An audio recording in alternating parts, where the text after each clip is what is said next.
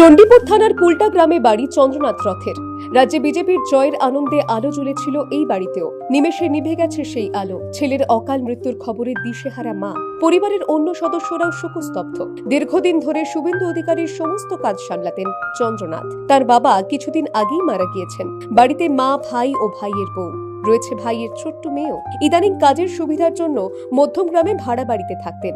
বড় ছেলের খবর আসতেই শোকে ভেঙে পড়েছেন 69 বছর বয়সী মা। ছেলেকে হারিয়েও সহজাত মাতৃত্বকে হারতে দিলেন না তিনি। চাইছি দোষীরা শাস্তি পাক। কি শাস্তি চাইছেন?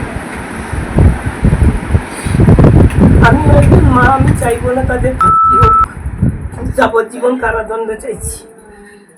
আর চাইছি যে আমরা ভারতীয় জনতা পার্টি করি বলে আমরা আজকে ক্ষমতায় আসার জন্য আমাদের সভাপতি, বিরোধী দলনেতা যখন বলছেন সুশৃঙ্খলভাবে থাকতে, তখন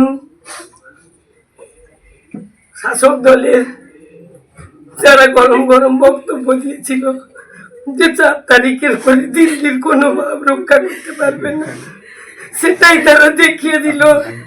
আমি আজকে নতুন সরকার যে গঠন করবে তার কাছে জানাবো যে আমার ছেলের এই মৃত্যুর জন্য শাস্তিটুকু হয়। আমার ছেলে যদি অ্যাক্সিডেন্টে কোনো অঘটন ঘটতো, আমার মনে হয় এত কষ্ট হতো না। তাকে যেভাবে কষ্ট দিয়ে এতটাইরা মারলো, পুরো তৃণমূলেরই সাজানো গল্প। কি কারণে মৃত্যু হতে পারে বলে আপনি মনে করছেন মা হিসাবে? আমার মনে হয় এই ভোটের লড়াইতে ভবানীপুর, নন্দীগ্রাম, চণ্ডীপুর বিভিন্ন জায়গার দায়িত্বে ছিল, যার জন্য আমার মনে হয় ওর প্রতি টার্গেট ছিল তৃণমূলের, যে ওইখানে শুভেন্দু বাবু মমতাকে হারিয়েছে, যার জন্য আমার মনে হয় এই প্রতিষ্ঠিত। শুভেন্দু অধিকারীর কাছে কাজে যোগ দেওয়ার আগে এয়ারফোর্সে কাজ করতেন চন্দ্রনাথ। পরিবারের দাবি কোনোদিন কোনো শত্রু ছিল না তার। কেন, কারা বাড়ির এত ভালো ছেলের এমন পরিণতি ঘটালো জানতে চাইছে পরিবার। Bureau report, the wall news.